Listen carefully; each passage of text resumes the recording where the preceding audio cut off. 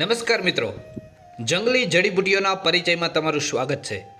મિત્રો, આજે એક અદ્ભુત વનસ્પતિનો હું તમને પરિચય આપવાનો છું અને જે ખાસ કરીને જેને જૂનો કફ હોય, ઉધરસ એકદમ મટતી જ ન હોય, પેટના દુખાવા માટે અક્ષીર અને ખાસ દરેક યુવાનો જેને ખાસ કરીને પ્રશ્ન હોય છે મોઢા પરના કાળા ડાઘ પડી ગયા હોય ખીલને હિસાબે, એ ડાઘ ઉપર આ વનસ્પતિ અદ્ભુત કામ કરે છે મિત્રો. અને નાના બાળકો માટે પણ એક ખાસ પ્રયોગ છે, માટે તમે વિડીયો અંત સુધી જોજો. હું તમને પહેલાં પરિચય, કેવી રીતે આને ઓળખવું, કઈ વસ્તુનો તમારે ઉપયોગ કરવો અને કેટલો કરવો, એ સંપૂર્ણ માહિતી આપણા પ્રાચીન પુસ્તકોને આધારે હું તમને આપવાનો છું. તો અંત સુધી વિડીયો જરૂરથી જોજો. તમારો ખૂબ ખૂબ આભાર. સૌ પ્રથમ આપણે આ વનસ્પતિના નામનો પરિચય મેળવીએ.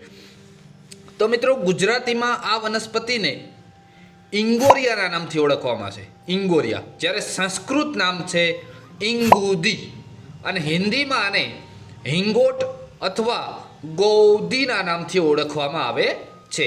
જ્યારે આનું લેટિન નામ છે બેલેનાઇટ્સ રોક્સબર્ધી. બરાબર, આ આના નામનો પરિચય હતો. હવે મિત્રો, સૌથી આની મહત્વ બાબત છે આને ઓળખવી.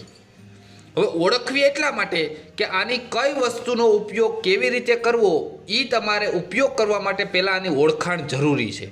તો આ એક કાંટાળું ઝાડ છે. પહેલી વાત, આ એક કાંટાળું ઝાડ છે જે 10થી 20 ફૂટની ઊંચાઈ ધરાવે છે. ક્યાંક ક્યાંક 10 ફૂટ, 15 ફૂટ, 20 ફૂટ સુધી આની ઊંચાઈ હોય છે આ ઝાડની. બરાબર.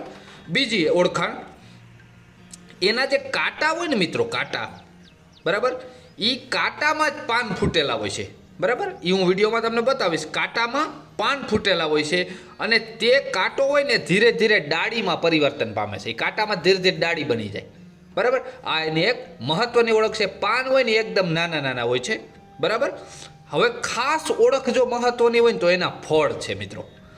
એના ફળ હોય ને કાચા હોય ત્યારે લીલા કલરના હોય અને પાકે ને એટલે એ પીળા કલરને થઈ જાય. બરાબર, આ પહેલી ઓળખાણ.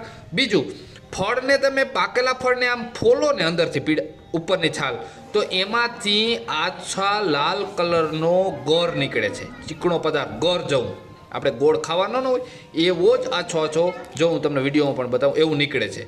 એને આ ઇંગોરિયાનો ગોર કહેવાય. આપણે ઉપયોગ આવશે એટલે તમને યાદ રાખી લેજો. બીજું કે આનો જે પછીનો જે ભાગ છે એ ઠળિયો છે અને એ ઠળિયો હોય ને એકદમ કઠણ હોય અને ઠળિયાને તમે તોડો ને કોઈ પણ હથોડી વડે એકદમ તોડો એટલે એની અંદરથી એક મગજ નીકળે છે. એની અંદરથી જે વસ્તુ નીકળે છે એને આયુર્વેદમાં મગજ તરીકે ઓળખવામાં આવે છે અને એ મગજમાંથી તેલ નીકળે છે અને મગજનો ઉપયોગ પણ આયુર્વેદના ઘણા પ્રયોગોમાં થાય છે. અને જે મેં તમને કીધું ને આમાં તેલ નીકળે છે, જે ઇંગોરિયાના ગોઠલામાંથી જે તેલ નીકળે ને એને મિત્રો ઇંગુદી નામનું તેલ કહેવાય. અને જે દાયજા હોય ને કોઈ લોકો, દાયજા હોયમાં આપણે કેમ બર્નોલ ભૂસી, એના કરતાં પણ આ જે તેલ હોય ને ખૂબ સુંદર કામ કરે છે. બરાબર, આનો સામાન્ય ઓળખાણ હતી. હવે મિત્રો, સૌથી મહત્વની બાબત છે આના ઉપયોગ. બરાબર, તો હવે પહેલો ઉપયોગ સૌ પ્રથમ હું આપું છું પેટના દુખાવા ઉપર, કે જેને પેટમાં અતિશય દુખાવો થતો હોય અને તમને કોઈ રાહત ન થતી હોય, તો એના માટે આ ઇંગુદીનો ગોળ છે ને, જે ગોળ, એની તમારે ચણા જેવડી નાની નાની ગોળી બનાવી લેવાની અને આ ગોળી તમારે પેટમાં દુખતું હોય એને ખાધા પછી અડધી કલાક અથવા કલાક પછી દરરોજ તમે લ્યો એટલે જે પેટના દુખાવા તમને થાય છે, બરાબર, એ તમને આ નાબૂદ કરી દેશે. આ આનો સૌ પ્રથમ અને સુંદર મજાનો ઉપયોગ છે. બરાબર. હવે બીજો ઉપયોગ આવે છે કે જો કોઈને જૂનો કફ હોય અથવા તો ઉધરસનો પ્રશ્ન હોય તો એણે શું કરવું.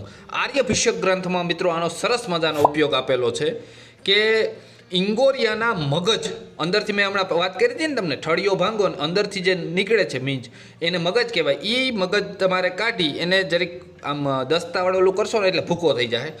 પછી તમારે એની નાની નાની ગોળી કરી લેવાની છે. એ ગોળી કરી અને એ ગોળી તમે સવાર, બપોરે ને સાંજ 3 ટાઈમ નાના નાના મગ જેડી ગોળી કરી અને ખાઓ તો જૂનામાં જૂની જેને ઉધરસનો પ્રશ્ન હોય એના ઉપર મિત્રો આ ખાસ અદ્ભુત કામ કરે છે. હવે ત્રીજો પ્રયોગ અને સૌથી અગત્યનો પ્રયોગ છે મોઢા પરના કાળા ડાઘ ઉપરનો. મિત્રો એ પહેલાં અમારી એક વિનંતી છે કે જો અમારી મહેનત સારી લાગે તો એક લાઇક આ વિડીયોને જરૂર આપજો, અને ચેનલમાં નવા હોય આવા વિડીયો વનસ્પતિ પરિચયમાં તમને રસ હોય તો ચેનલમાં નીચે જો લાલ કલરનું બટન છે તે દબાવી દેજો, સબસ્ક્રાઈબ કરી લેજો, તમને ખૂબ મજા આવશે. બરાબર, આવા વિડીયો અમે અવનવા મૂકીએ જ છીએ. સારું, અને હા, તમારા વિસ્તારમાં આ કયા વનસ્પતિ કયા નામે ઓળખાય ને એની એક ખાસ કોમેન્ટ કરજો જરૂરથી. આભાર, તમારો ખૂબ ખૂબ આભાર. હવે આગળનો પ્રયોગ બતાવું છું. એ પ્રયોગ છે કાળા ડાઘ ઉપર. તો મિત્રો, જેને કાળા ડાઘ હોય એણે શું કરવાનું, આ ઇંગોરિયાનું ફળ હોય ને એની ઉપર જે તમે પાકેલા ફળ ઉપર જે રતાશ પડતો ગોળ નીકળે છે ને, જે આપણે પહેલાં વાત કરી ગયા છે, એ ગોળ તમારે લઈ લેવાનો. એને ઠંડા પાણીમાં એ ગોળને વાટી નાખવાનો.